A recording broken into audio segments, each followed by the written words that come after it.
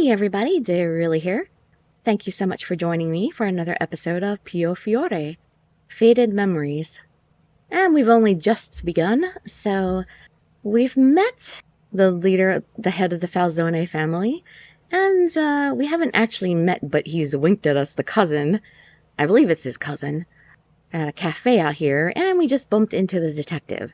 So nothing much has happened yet. We're shopping right now, picking up ingredients for dessert, and we just embarrassingly dropped our lemons all over the street. And let's see if the detective will be kind enough to help us. You can just sit back, relax, and let me read you a story. I'm sorry, I must have been daydreaming. Roberto De Feo. Be careful. And Marco Calderoni. Wait a sec, Robbie. You are the one who bumped into the lady. It's not Lily's fault. Come on, apologize. Oh, he knows me. Does Roberto know me? Might I remind you that my name's Roberto. Please don't shorten it. Hey, didn't you... I'm fine, thank you, Marco. At least somebody was concerned. I tugged on Marco's sleeve and smiled. I wasn't looking where I was going. I'm so sorry, Roberto. You really are a good kid, aren't you? What do you have to say, Robbie? Nothing, apparently. Marco and Roberto worked as detectives in Bologna. About as futile a job as there can be. Marco was born here. I heard that he used to help the church out every time there was trouble. Roberto was recently assigned here. He still seemed tense, possibly because he wasn't yet accustomed to the environment. And... What? Oh, nothing. He didn't seem to like me. That's been the case ever since the day we met. I don't think that's it. It's something else. Maybe like I remind him of his dead sister or something like that.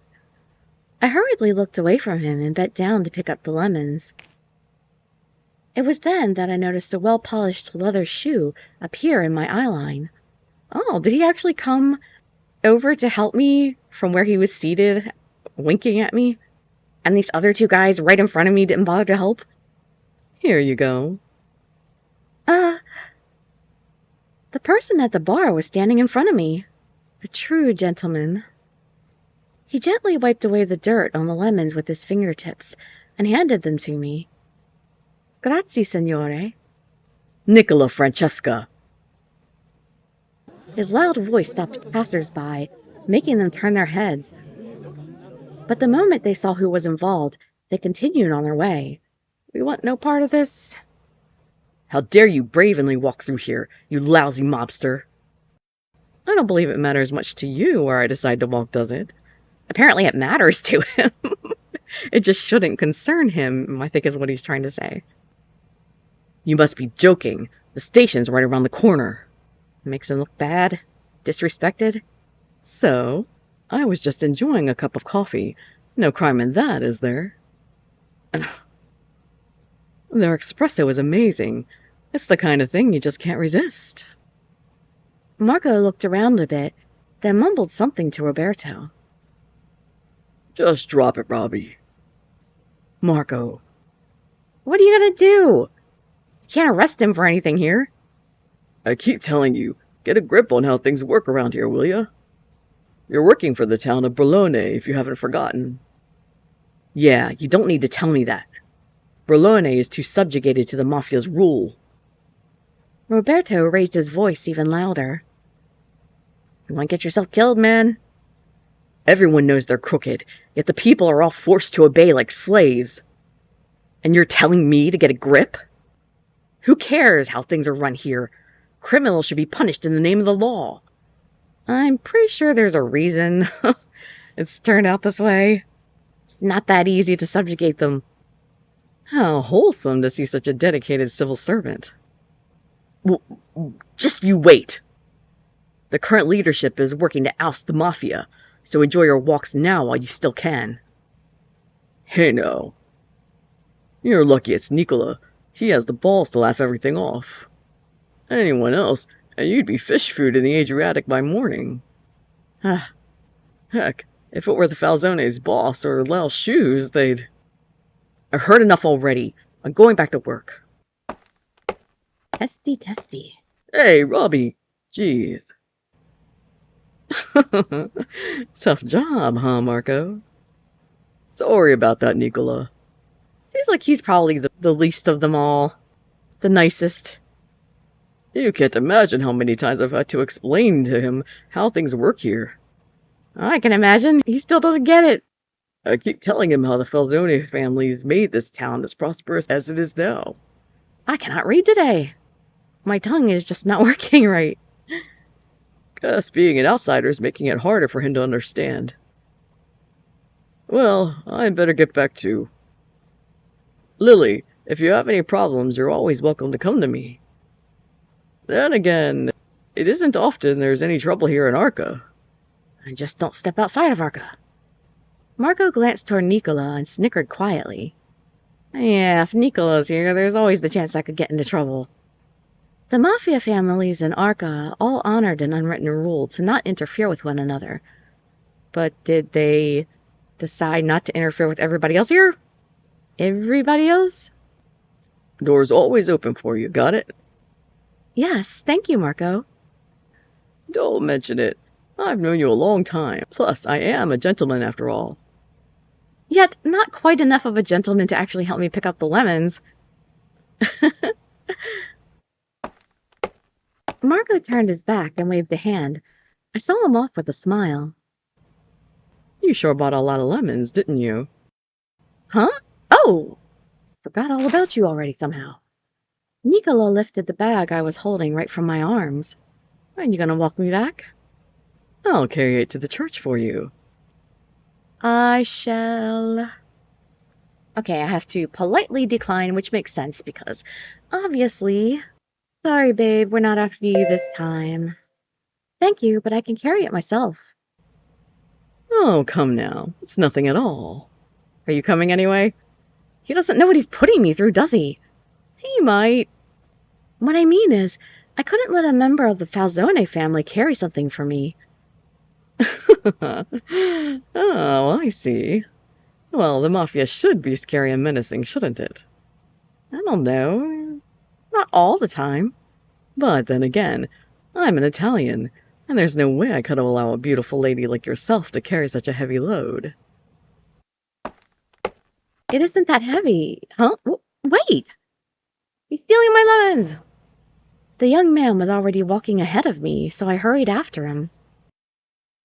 Just can't take no for an answer.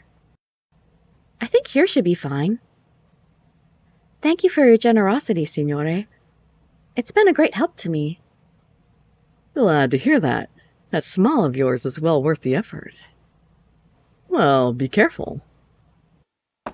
Huh? What does he mean by that? That's what a lot of people say when they leave. It's a pretty common thing. And besides, you're, like, in the middle of Mafia town. You should always be careful. I guess he means for me to watch my step next time. Ah, don't spill your lemons next time, girl.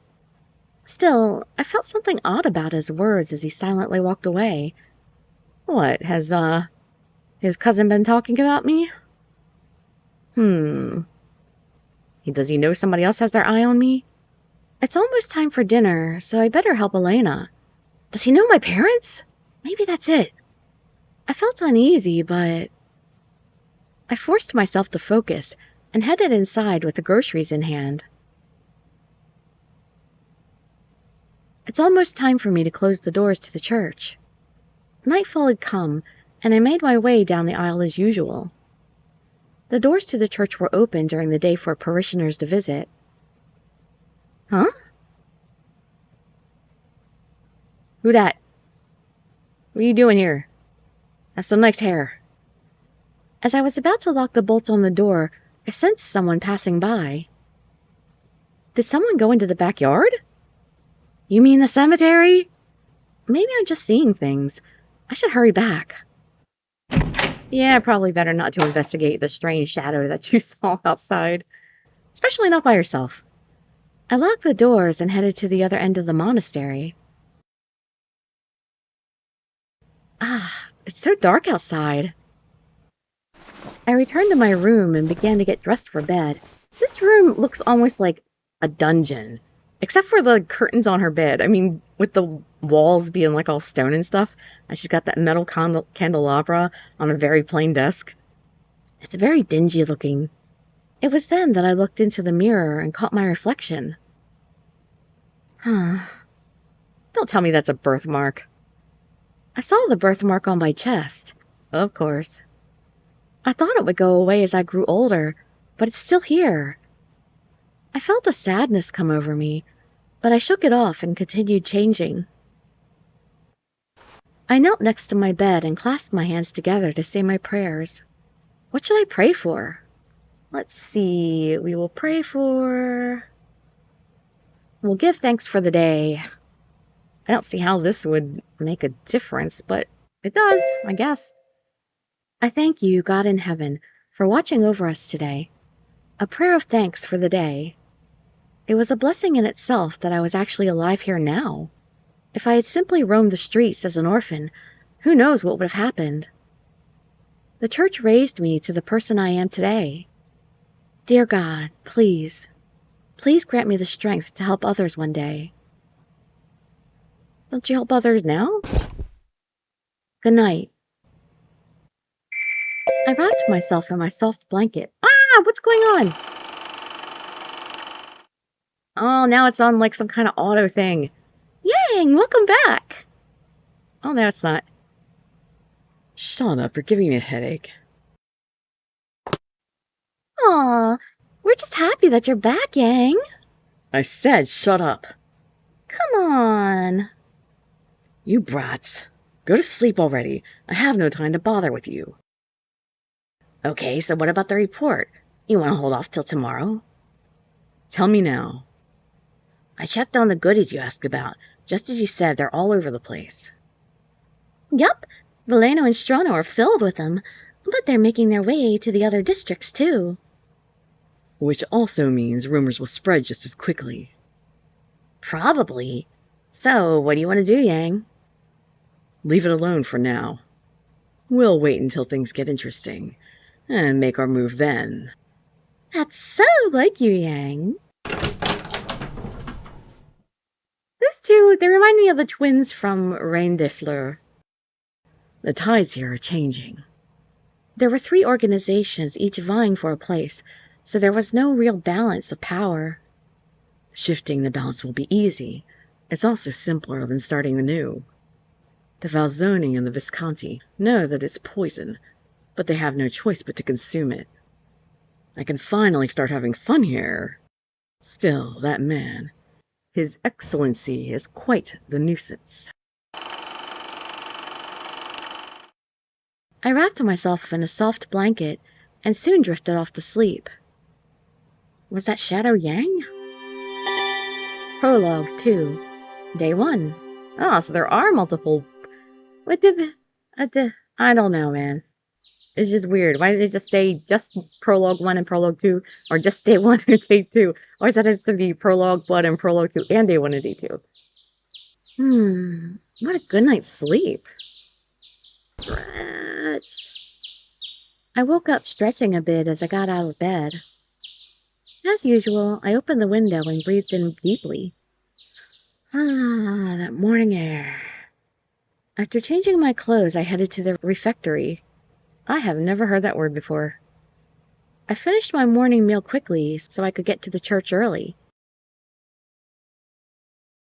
I needed to finish my work without getting in the way of everyone's prayers. Inside the church, in sections along the walls, were rows of votive candles. Visitors came in with devotions in mind or offered prayers on behalf of others.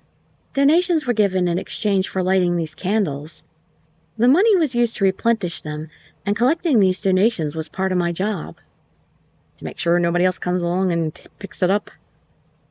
Hey, sis. Whoa. Oh, be careful, boy. You there? Uh-oh. It's one of the Falzones. Jean bumped into a visitor as he ran to greet me. I'm so sorry, signore. He's a member of the Falzone family. Let's hope he's a good-natured one. His cold appearance instantly sobered me, But then he began to laugh. Oh, good. Don't worry, it's good to see children active and well. I'm still very sorry about that. Thank you very much, Signore. Jean, please apologize. Okay, I'm sorry, sir. Just be careful next time. The man nodded once, then walked away. Thought they said the Falzone family was like all aggressive and bloody, but everyone I've met from them so far is pretty nice. Jean, let's play outside, okay? Maybe they only kill other gangsters. Phew. I led Jean out of the church and took in a deep breath of fresh air. Say, sis, he was a really nice guy, wasn't he? You had me scared there, Jean. Let's see. You're right, he is a nice person. He's a kid, he doesn't need to know the ways of the world yet. You're right, he is a nice person. Mafia or not, they are our neighbors. We all share the same faith in God. Thank goodness he was a member of the Falzone. Do the other families come here? The Falzone and Visconti families wouldn't get very upset over things children did. But if it were someone like Lao Shu, then... Then again, I doubt the Lao Shu would ever come to the church. You know, Jean, people come to church to pray. You shouldn't run around like that. At least do it outside. Just as the Signore says, be careful next time, okay? Okay. Sorry, sis. So, why were you at the church? Were you looking for me? Elena was looking for you. She said something about getting the food ready. Really? Thank you for letting me know, Jean. Elena's in the kitchen, right? I'll go there after I'm done with my duties. But she was looking for me. Shouldn't I go and see what she wants before I do my duties? Maybe it's an urgent matter. Okay, I'll let her know. Hey, you're running again! I sighed, but I couldn't help but smile as I watched Jean running to the monastery. Ah, kids. As I turned around to go back inside the church. Whoa! Everything went white. I bumped right into a young man who was hurrying through the doorway. Oh. Huh? I'm sorry. The one that I don't want. His hood shifted a bit to reveal his pale hair and beautiful eyes. But too young face. Huh? His eyes are different colors. Heterochromia? Or is one fake? Are you all right? Yes, thank you for catching me. It was my fault. I'm so sorry. No, I should have been more careful when I turned around. This is so embarrassing. To think that I was just reprimanding Jean earlier for the same thing. In any case, thank you very much. I'm glad you're okay. Can you stand up? Yes. He waited for me to regain my balance, then gradually loosened his hold. He then drew the hood deep over his face, as if to hide his eyes. Embarrassed about that? After a respectful bow, he turned around and walked away. I forgot to ask his name. Maybe I can ask him next time. It's not often that I get to have a conversation with someone around my age. He quickly walked away as I wondered when we might meet again. By afternoon, the sisters departed the church, with supplies in tow, to prepare for the provisioning. Elena and I followed the sisters with even more in hand. Elena, are you all right? You don't look so good. Heat stroke? Really? Why do you ask? You just seem a bit under the weather. I thought I was doing a good job at hiding it, but I guess I was wrong. Lily, you've always been able to read me like a book, ever since we were little. Well, we were raised together after all. That's right. Raised together as a family. Oh, but I'm not sick or anything. I'm just nervous, I suppose. Elena. She forced a smile. Let's see. I'm with you. I'm with you, Elena. It's scary being out in Strano. Is that where we're going? I'm sorry for being like this. I can't seem to get used to going out. Well, don't try to force yourself, okay? I'll be fine. I feel a bit better now knowing that I'm not the only one scared. Ah, so We think we're okay in Strano because we're together? We couldn't get Marco to come? After all, we're going there anyway. Yes, we are. We looked at each other and grinned. We were going to a store in Creta to pick up some supplies before heading into Strano. Man, we're just making a trip all over the town today. As we walked through the busy streets, Elena suddenly pointed her finger. Say, isn't that... Huh? Mm-hmm. She was pointing to... Yep, Gilbert. I want. Gilbert-san. Look at that eye patch. Eye patches are the best. Gilbert Redford? With a smirk on his face, he sauntered boldly down the street. Ah, two things I love, smirking and sauntering. He was likely just as famous in Bologna as Dante Falzone. Oh my, Gil! Fancy seeing you all the way out here today. I couldn't possibly start the day without seeing all you lovely folks. Your smile in particular, Nina. I bet half the town has fallen for you. You're not getting anything from me, Gil. But I must say, hearing that from a handsome man like yourself is quite a treat. Hey, Gil, how about a swig? I got some quality amaretto for you. Oh, I love amaretto. Or at least the smell of it. I can't drink alcohol. It makes me really sick. Amaretto. Count me in, Antonio. You? This is no time to ask him out for drinks. Unlike you, Gil is busy. He's the Visconti boss, you know. You think he doesn't know that? Indeed. A man standing next to Gilbert intervened with a stern voice. I hope you remember that you have a full schedule today. We don't have time to waste. So he says. Well, ask me again next time. I'll be sure to join you then. Well then, maybe next time. He's really approachable. Oh, not cruel at all. It was hard to imagine who he really was from simply observing his usual demeanor. No wonder everyone likes him. He had power, but he didn't abuse it. He was also very handsome. Am I staring yet again? He turned to us. Hey there, sister. Hello there, Signore Redford. His smile was full of goodwill. No one could ever guess he was the boss of a criminal organization. Going provisioning must be hard work.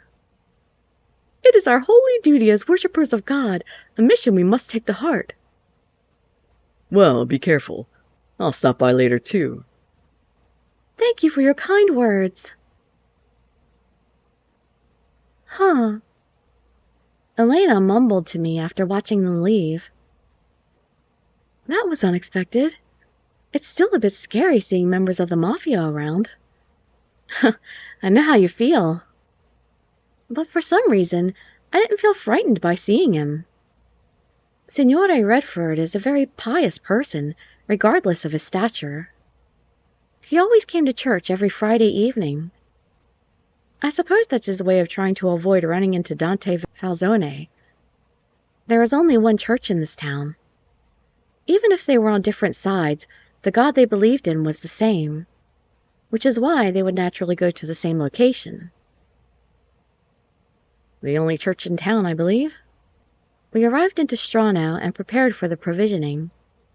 The provisioning! It doesn't say it like that, it just sounds like, the quickening or something.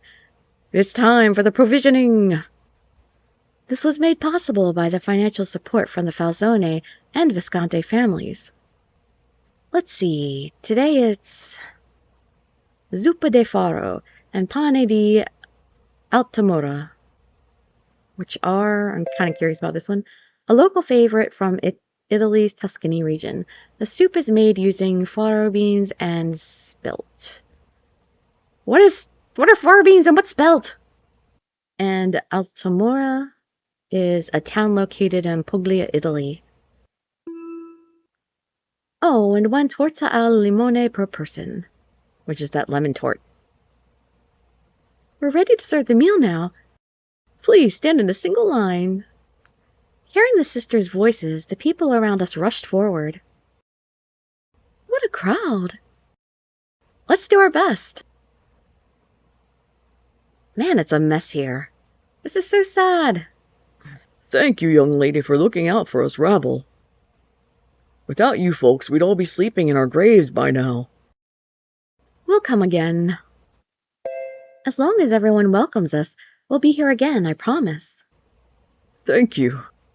No problem. Looks like we'll get to live through another winter now.